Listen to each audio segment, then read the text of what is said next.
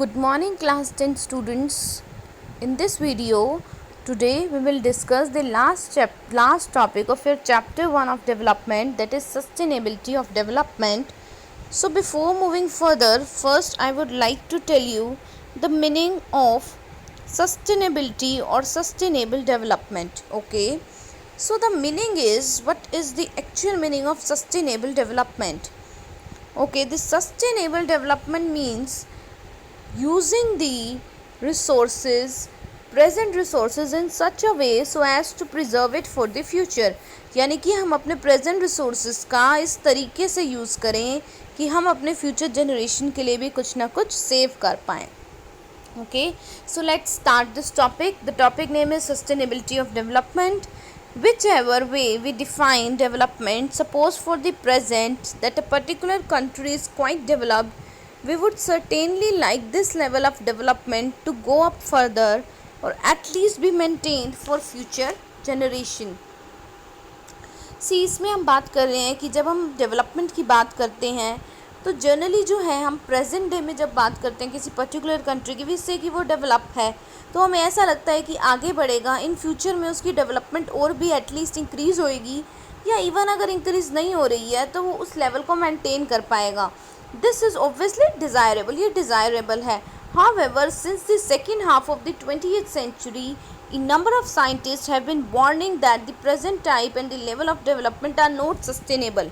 लेकिन जो हमारे साइंटिस्ट हैं वो बार बार हमें वार्न कर रहे हैं कि हम डेवलपमेंट तो कर रहे हैं लेकिन वो सस्टेनेबल नहीं है. सस्टेनेबल मीन्स कि हम अपने फ्यूचर जनरेशन के लिए रिसोर्सेज, जो हमारे नेचुरल रिसोर्सेज हैं, उनको लिए तो हम कुछ लेफ्ट ही नहीं कर रहे हैं. तो इस तरीके से क्या फ्यूचर में डेवलप हो पाएंगे हम? See, it is given in the box. We have not inherited the word from the forefathers. We have borrowed it from our childrens. देखिए क्या कह रखा है, ऐसा मत सोचिए कि आप अपने forefathers, आपने अपने पूर्वजों से ये वर्ड इनहेरिट नहीं किया, बल्कि आपने अपने बच्चों से ये बोरो कर रखा है और उन्हें आगे देना है. और ये सोचिए कि आप अपने फ्यूचर जनरेशन को एक ऐसा नेशन दे रहे हैं जहाँ पे आपने एग्जॉस्ट ही कर दिए सारे नेचुरल रिसोर्सेज, जहाँ पे डेवलपमेंट का कोई सोर्स ही नहीं है. तो क्या वहाँ पे डेवलपमेंट हो पाएगी इन फ्यूचर? सी, एक सिंपल सा एग्जांपल गिवन है ग्राउंड वाटर इन इंडिया. देखिए जैसे हम ग्राउंड वाटर का, ठीक है, आज हम रेकलेस यूज़ कर रहे हैं, इसकी वजह से क्या हो रहा है कि इंडिया में ग्राउंड वाटर जो है धीरे धीरे क्या होता जा रहा है, रिड्यूस होती जा रही है ग्राउंड वाटर की क्वांटिटी. अब इससे होगा क्या स्टूडेंट्स? इससे ये होगा कि हमारी जो डिसएडवांटेज है वो किसको होगा? फ्यूचर जनरेशन को होगा. फ्यूचर जनरेशन जो है अगर उनको वाटर अवेलेबल नहीं होगा तो क्या होगा? This will create so many problems. See, an example is given and I am going to read this example now. Recent evidence suggests that the groundwater is under serious threat of overuse in many parts of the country. Evidence से पता चला है कि बहुत जगह पे ground water का reckless use हो रहा है. About 300 districts has reported a water level decline of over 4 meters during the past 20 years.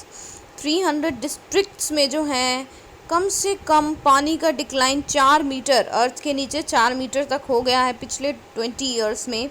Nearly 1/3 of the countries overusing their groundwater reserve. हमारी कंट्री जो है वो ओवर यूज़ कर रही है पानी का, वो भी 1/3.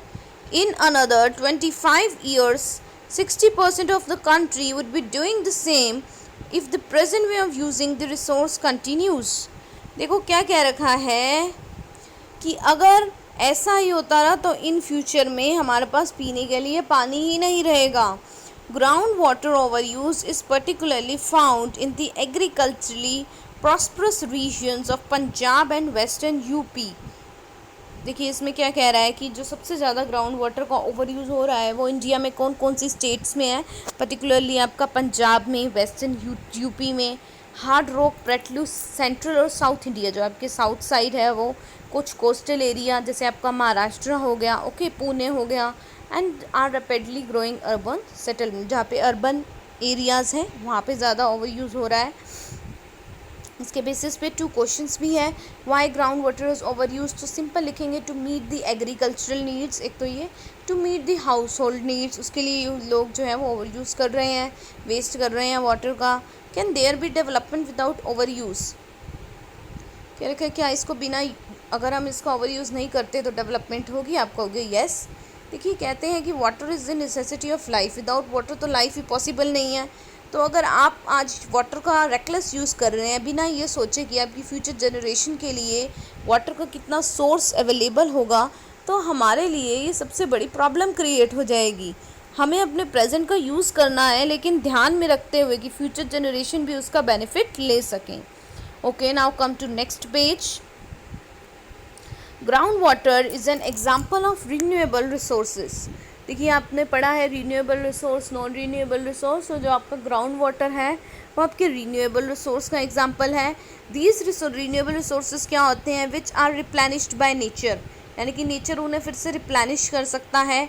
अब देखिए as in the case of crops and plants, जैसे क्रॉप्स एंड प्लांट्स है अपने आप कट करते हैं, फिर आप हार्वेस्टिंग करते हैं, दोबारा से सोइंग करेंगे तो वो क्या हो जाएगा, सोइंग करेंगे तो हार्वेस्टिंग अपने आप हो जाएगी नेचर के थ्रू।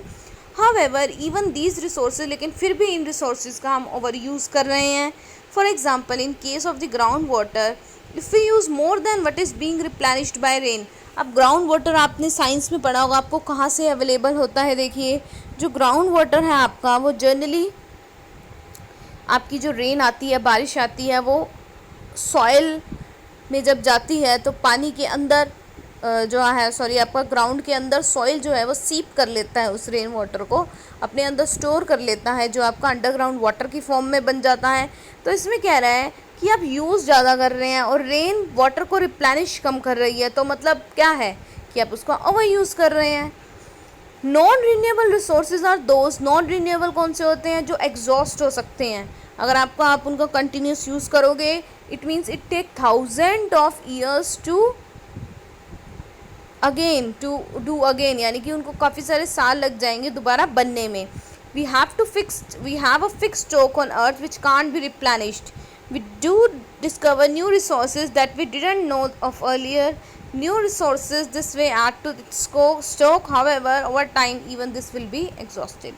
देखिए अगर वो ख़त्म हो जाएंगे तो हम कुछ नया सोर्स देखेंगे, लेकिन वो भी हम एट अ टाइम पे कंज्यूम कर लेंगे। See in this the example of oil reserve is given. देखिए ऑयल जो है, सबसे पहले क्रूड ऑयल जो आपको पता है अर्थ में से निकाला जाता है, it is a non renewable resources, ठीक है। एंड इसमें देखिए बता रखा है आपको टेबल, देखिए अब एग्जॉशन हो रहा है इतने सारे नेचुरल रिसोर्सेज का। सी क्रूड ऑयल का रिजर्व कितना है, मिडल ईस्ट में कितना बचा है रिजर्व, 89 बिलियन टन्स, यूएसए में 4 बिलियन टन्स, पूरे वर्ल्ड में in total 137 billion turns.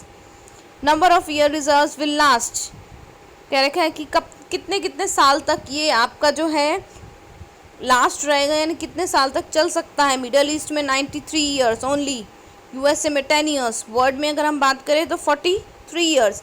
It means अगर हम जिस प्रेजेंट रेट से हम यूज़ कर रहे हैं ऑयल का, क्रूड ऑयल का, अगर हम उसी रेट से ऑयल की यूज़ करते रहे, उसको वैसे ही कंज्यूम करते रहे, तो 43 ईयर्स के बाद आपका क्रूड ऑयल ख़त्म हो जाएगा। सपोज़ कीजिए कि आपको ऑयल से, आपको पता है आपका जो हम पेट्रोल यूज़ करते हैं अपनी कार में डालने के लिए, डीजल का यूज़ करते हैं, they all are made up of crude oil. अगर वही ही नहीं होगा क्रूड ऑयल, तो आप अपनी कार ड्राइव कैसे करेंगे? तो ये तो बहुत बड़ी प्रॉब्लम हो जाएगी, क्योंकि ये बेसिक नीड है हमारी लाइफ की। आज सबके ऑलमोस्ट सबके पास कार है या स्कूटर है, और वो किससे चलती है? बिना पेट्रोल के तो चलेगी नहीं। और देखिए अगर पेट्रोल जो है वो ख़त्म हो जाएगा तो हमें कोई दूसरा सोर्स ढूंढना पड़ेगा, ठीक है। So it will be very difficult. तो ये आपका it raises the question of sustainability, कि हम अब प्रेजेंट की तो सोच रहे हैं, प्रेजेंट को देख के तो हम उसको यूज़ किए जा रहे हैं, लेकिन क्या हम फ्यूचर के लिए सोच रहे हैं कि फ्यूचर में जो है वो ख़त्म हो जाएंगे रिजर्व्स, तो तब क्या हमारी फ्यूचर जनरेशन कैसे यूज़ करेगी इसको, ठीक है। So this will be the major problem in this. तो ये टेबल जो है आपकी ये शो कर रही है। देखिए इस टेबल हम रीड करेंगे। The table gives an estimate of reserves of crude oil. More important, it also tells us how many years the stock of crude oil will last. If people continues to, इसमें ये भी बताया है कि अगर present rate से जैसे use हो रहा है वैसा यूज़ होता रहा तो कितने टाइम तक रहेगा, the reserves would last only 43 years more, यही मैंने बताया। This is for the world as a whole, पूरी वर्ल्ड सिर्फ 43 ईयर्स तक यूज़ कर सकती है। However different countries face different situations. Country like India depend on importing oil from abroad because they don't have enough stock of their own. If prices of oil increases, this become a burden for everyone. There are countries like USA which have lower reserves and hence want to secure oil through military or economic power. अब India की बात कर रहे हैं भाई, India तो import करता है दूसरी कंट्रीज से, ऑयल लेता है, जितनी भी आपकी मिडल ईस्ट की कंट्रीज़ हैं, तो वो प्रॉब्लम क्रिएट हो जाएगी। ऑयल के प्राइसेस जो है वो इंटरनेशनल मार्केट में बढ़ने से इंडिया भी महंगे पे लेगा और यहाँ पे भी बहुत हाई प्राइसेस पे जो है पेट्रोल सेल होगा। अब देखिए यूएस की कंट्री में आपने देखा वहाँ पे बहुत कम रिज़र्व है ऑयल का, क्रूड ऑयल का, तो वो कैसे ऑयल को लेना चाहेगा, अपनी मिलिट्री की पावर दिखा के या इकोनॉमिक पावर दिखा के। तो अब यहाँ पे it raises the questions of sustainability development, ये जितना भी आपका एग्जाम्पल है। Okay, now we will come to our next page. consequences of environmental degradation do not respect national और स्टेट बाउंड्रीज। देखिए क्या कह रहा है, जो एनवायरनमेंट को हम डिग्रेड कर रहे हैं, जो इसका कंसीक्वेंस, जो इसका रिजल्ट होगा, वो ये नहीं देखेगा कि पर्टिकुलर स्टेट या पर्टिकुलर किसी नेशन को इफ़ेक्ट करेगा, it will effect the whole world. और ये इशू जो है वो एक पर्टिकुलर स्टेट का नहीं है, एक पर्टिकुलर जगह का नहीं है, रीजन का नहीं है, और फ्यूचर इज़ लिंक टुगेदर, पूरे वर्ल्ड का फ्यूचर जो है वो लिंक है। Sustainability of development is comparatively a new area of knowledge, ये एक न्यू एरिया है देखिए नॉलेज का, जिसमें साइंटिस्ट, इकोनॉमिस्ट, फिलोसफर्स साथ में मिलकर वर्क कर रहे हैं, क्योंकि ये भी अगर आप ध्यान दें तो बहुत इंपॉर्टेंट क्वेश्चन क्रिएट करता है हमारे फ्यूचर के लिए। In general the question of development और progress is perennial at all times. A number of members of society and as individuals we need to ask where we want to go, what we wish to become and what our goals are. So the debate on development continues. अब देखिए कह रखे हैं development के इतने criteria हैं कि हम किसी एक क्राइटेरिया को लेके जज नहीं कर सकते हैं डेवलपमेंट को, तो इसलिए ये जो डिबेट है डेवलपमेंट पे ये तो कंटिन्यू रहेगा ही रहेगा। मेन आपको सस्टेनेबल जो है वो बनाना है, हमें सस्टेनेबल डेवलपमेंट पे अब फोकस करना है। अब हमारी जो कंट्री है वो जनरली आपने देखा होगा प्रीवियस 10 ईयर से जो आपकी इंडियन इकोनॉमी है वो इवन फोकस भी कर रही है इस चीज़ पे, सस्टेनेबल डेवलपमेंट पे, कि हम अपने प्रेजेंट रिसोर्सेज का जुडिशियली कैसे यूज़ करें, ऑप्टिमम यूटिलाइजेशन किस तरीके से उसका यूज़ करें कि हम अपने फ्यूचर जनरेशन के लिए उसको सेव कर सकें। So students, with this video your chapter is complete now. I am giving you an assignment based on this. Listen to this video and then complete the assignment. Okay.